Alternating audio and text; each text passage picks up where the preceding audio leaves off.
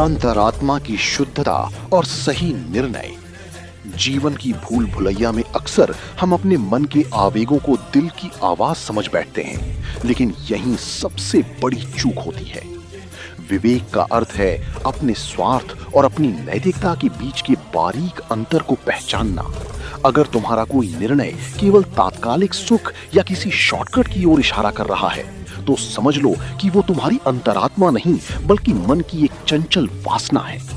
एक गहरा और अर्थपूर्ण जीवन वही जी सकता है जो अपनी वैल्यूज की वेदी पर अपने लोभ की बलि दे सके। इसलिए सही और गलत के संघर्ष में हमेशा उस रास्ते को चुनो जो कठिन भले हो पर सत्य की कसौटी पर खरा उतरता हो।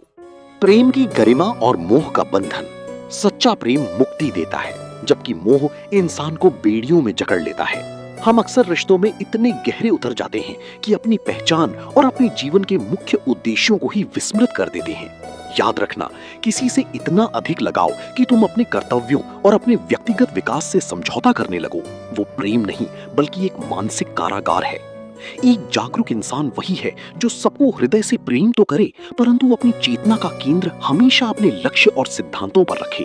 जब तुम खुद को भीतर से मजबूत और स्वतंत्र रखोगे, तभी तुम दूसरों को भी सही मायने में खुशियां दे पाओगे।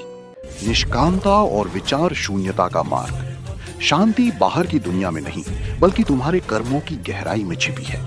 जब हम किसी की सहायता करते हैं और बदले में सूक्ष्म रूप से भी सम्मान या धन्यवाद की अपेक्षा रखते हैं, तो हम खुद को दुख के हवाले कर देते हैं। निष्काम कर्म ही वो चाबी है जो तुम्हें मानसिक तनाव और ओवर थिंकिंग के जाल से बाहर निकाल सकती है।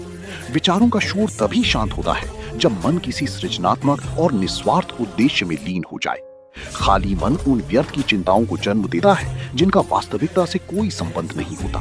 अतः खुद को सेवा और कर्म के प्रवाह में ऐसा डुबो दो कि व्यर्थ के विचारों के लिए कोई स्थान ही न बचे। प्रारब्ध की सीमा और पुरुषार्थ की शक्ति। अक्सर लोग अपने दुखों और असफलताओं का सारा दोष अपनी किस्मत या प्रारब्ध के मथे मढ़ देते हैं, जो कि केवल अपनी कायरता को छिपाने का एक तरीका है। ये सच है कि परिस्थितियां तुम्हारे नियंत्रण में नहीं होती, लेकिन उन परिस्थितियों के प्रति तुम्हारी प्रतिक्रिया पूरी तरह तुम्हारे हाथ में है। प्रारब्ध केवल उस मिट्टी के समान है जो तुम्हें मिली है, लेकिन उससे मूर्ति कैसी बनेगी ये पूरी तरह तुम्हारी पुरुषार्थ यानी तुम्हारी मेहनत पर निर्भर करता है। जो इंसान अपने पसीने से अपने वर्तमान को सींचता है, वो समय की धार को भी मोड़ने की सामर्थ्य रखता है। भविष्य की चिंता छोड़कर अपने कर्म की शक्ति पर अटूट विश्वास ही सफलता का एकमात्र द्वार है।